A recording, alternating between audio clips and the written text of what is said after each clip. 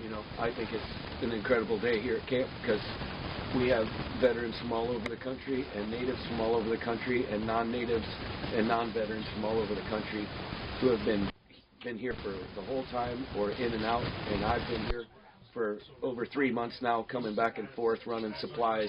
So they know what your bus is doing. Right? They know what my bus is doing now. Well, last time I was here, a Cheyenne River Sioux guy, he did all the painting on the outside of the bus, and you know, from that moment on, I felt like I was connected with everybody, and you know, now when I drive, I get everybody Minnie Wachoni screaming. Yeah, and I'm just really feel honored to be part of trying to help a better Earth and a greater love of humanity. Yeah, I got pulled over in the first time I drove this bus. Once I drove home back to Montana, the first day I went to a solidarity march in Bozeman for Standing Rock, and on my way home I got pulled over for no other reason than he just wanted to see if my insurance and and I had everything proper. But I've driven this bus for 5 years with my band in 41 states, 70,000 miles. I've never been pulled over once when it was just a white bus. And now that it has Minnie Wachoni painted on the side and Water is Life on the other side. And all I'm trying to do is work for a greater good, you know. And I grew up where Walmart's started in Missouri, and I watched those small towns all of a sudden twist into McDonald towns only, and to turn into Applebee's towns and Walmart towns, and dams being made, and watching towns that I grew up in go underwater by dams, or at least my family's town. You know, they dammed the Osage River, and all of those farms and friends that they used to know, you know, all their farms are underwater now. And I live near Glacier National Park with some of the cleanest water on the planet, with a balanced ecosystem of wolves and grizzly bears that take care of the rest and all the connectivity. Blackfeet just won a huge in the Medicine Two Bear area, where they're no longer going to be able to drill up there, and they retain their sacred ground. That's what they were fighting. Yeah. Drilling. And they just won that in the last probably month. Yeah. And so we're just fighting. Well, we're not fighting. We're doing the right thing and standing together in solidarity for a greater good. All right.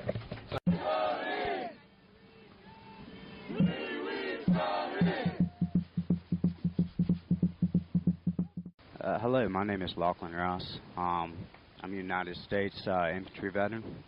This Thanksgiving, I had heard about Standing Rock, and I started doing a little research of my own.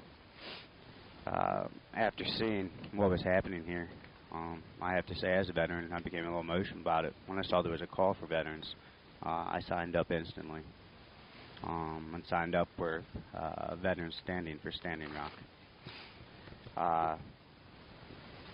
As a veteran, we're all just appalled by what we're seeing here. The fact is, I came here with an open mind. I wasn't sure that I wanted to believe it, that my nation could be doing this. I was almost sure that, you know, somewhere along the way there was just something wrong about it. I mean, I understood that the media wasn't covering it. There were so many lies and contradictions in the media, you couldn't believe anything you saw anyways. The only thing I had to go off of was the footage I saw. After arriving here and meeting these amazing First People, the kindness, generosity, their beliefs and culture, I mean, I can't tell you the respect that I have, that we all have. And it's really opened our hearts and minds, and I can't tell you how honored we are to be a part of this cause. Watching militarized police forces using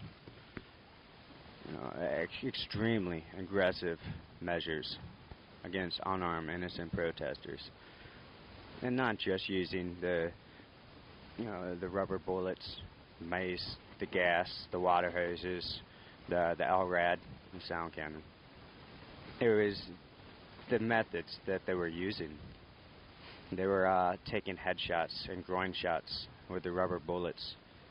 A woman lost her eye from a headshot. Another man took stitches all the way back his head. These are things you don't do. They're non-lethals, but they have to be fired in that manner. We are trained to do that. The police are trained to do that. They know what they're supposed to do.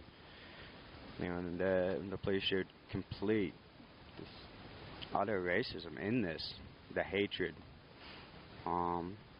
taking away the religious items, macing children, in one case urinating on religious items. What's going on here is appalling. When we arrived, they lost their permit to drill, and you know, I got many texts from friends and family, you know, good job and all this, even though we hadn't really done anything. We just arrived. But the truth is, I see it all as a ploy. And the pipeline is still drilling. They're willing to pay the fine, and it's now an illegal act, but nothing's changed. And it's still going on, and, you know, at least the veterans here with me feel strongly as I do, and know that this can't happen in our country, and that we are better than this. This is the age of information, and just the fact that we can't get the information out to the American people so that they can make their own choices shows you that what's here is wrong. And we're going to continue to stay here, and we'll continue to fight, and we'll continue to do whatever we can peacefully, because we have learned this from the Dakota people. It's, as soldiers, not what we would normally go for, but there was a lesson learned.